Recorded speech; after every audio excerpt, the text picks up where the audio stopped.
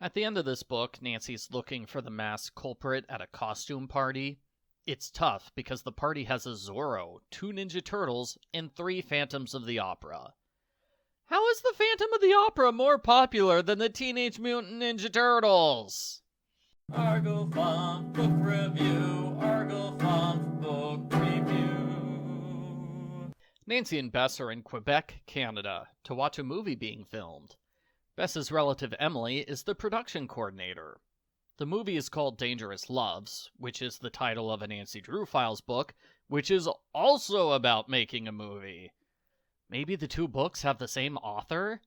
They both feature a frustrated screenwriter suspect. And if I was a Hollywood screenwriter who had to ghostwrite Nancy Drew books to make ends meet, I'd probably be frustrated too. Nancy arrives as they're filming a scene on a frozen river. That's probably enough information for you to guess what the first sabotage incident is. It's confusing the reader by introducing 10 characters all at once. I mean, it's moving the warning sign, so the movie director falls through a weak patch in the ice. He's saved by Nancy and the Hardy Boys, who just happen to be there on a skiing vacation. The Hardys are visiting their dad's friends, Henri Dussault and Pierre Desmoulins. They run a local ice racing competition with a large cash prize. The case starts with a bang when last year's winner is killed in a car explosion. This book focuses more on Nancy's side of the story. It felt like the Hardy Boys were piggybacking off of her story instead of solving their own mystery. Normally, the Hardys would love to solve a murder, but today they don't investigate much, beyond a scene where Joe flirts with the victim's girlfriend. "I hit on a hot girl, Frank. I don't know what else I can do to help." Nancy gets motives for different suspects, and the culprit sabotages a car brake. The car rolls downhill during filming. It almost kills the 2 leads. Nancy saves them, and the male lead is so grateful that he starts dating Bess. "Thanks for saving my life, Nancy. I'm dating your best friend now." "Joe, what do you think about that?" "He's dating the hot girl, Frank. That's the most helpful thing possible." The mystery takes a turn as the culprit kidnaps Emily's photographer boyfriend, Jack. His room was ransacked. Somebody stole the photos he took yesterday. The Hardy mystery changes too. Frank goes through computer records. He sees the culprit stole most of the prize money. It takes Frank a while to solve this case, considering how easy the solution is. The solution is to double-check the files that Frank already has. Each transaction has a date and the culprit's bank account information on it. That's sort of how bank statements work. The statements prove Pierre is the culprit.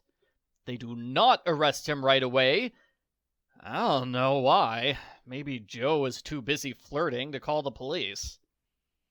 The assistant director is furious when Bess says he messed up the wedding procession scene.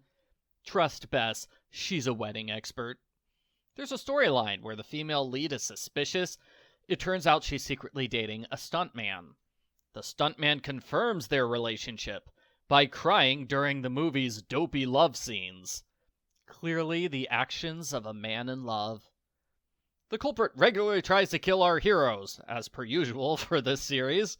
He tries to run them over with a car. He uses a firecracker on their horse-drawn carriage, so the horse almost runs them off a cliff. In the cover scene, he lures them into a trap with an anonymous note. They're forced to fight off thugs in ski masks. The anonymous note was typewritten, so Nancy checks all the typewriters. The assistant director's typewriter was recently used to contact a rival filming company. It turns out he's guilty. He's being paid to sabotage the movie. When he's arrested, he confesses to a lot of the crimes, but not the kidnapping. Suddenly, Emily remembers Jack sometimes keeps his photos in a supply closet. Sure enough, Jack had photos of Pierre planting the bomb that killed Junot. Our heroes try to lure Pierre into a trap by pretending Nancy is going to blackmail him. Pierre easily escapes. He says he'll let Jack go free if Nancy leaves a large box of money at a New Year's costume party. Everybody dresses up for the party. Bess is Jeanette MacDonald, while Nancy is Mata Hari. That costume was Frank's idea. Nancy isn't sure why she agreed to such a skimpy costume. I think I know why Frank picked that costume. Frank and Joe are Sherlock Holmes and Dr. Watson, although Joe puts very little effort into his costume. At the party, Nancy learns the murder victim hated chocolate, which contradicts what his girlfriend said earlier. Clearly, the girlfriend is a secret culprit. Joe, you gotta stop flirting with culprits. At midnight, Pierre and the girlfriend turn off the lights and steal the box of money. They try to escape into the streets, but our heroes give chase and beat them up. The end. Post-book follow-up. I didn't like this book much. It was definitely unbalanced in Nancy's favor. Even when all three of them are together, the Hardys often ended up playing second fiddle. This isn't the first book of the series where you could replace the Hardy Boys with Bess and George, and things would mostly be the same. I might even recommend cutting out their mystery story outright. I don't think it worked when the book transitioned from Hardy murder mystery to Hardy bank records. You just went from interesting to boring. Nancy's case going from sabotage to kidnapping was a smoother transition. I didn't like either mystery solution. The one solution is double check the bank records, you'll find an obvious thing that you missed earlier. Well, that's a mystery solution readers can't do on their own.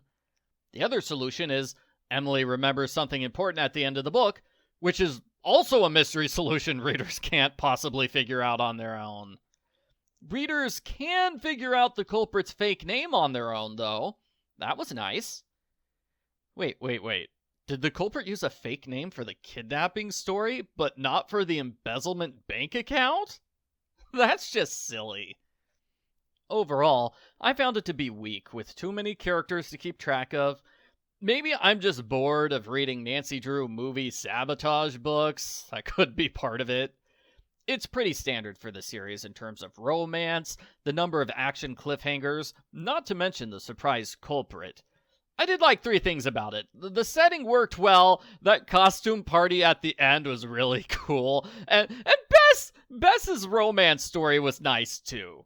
So, I give Nancy Drew Hardy Boys Super Mystery number 11, New Year's Evil, a 3 out of 10.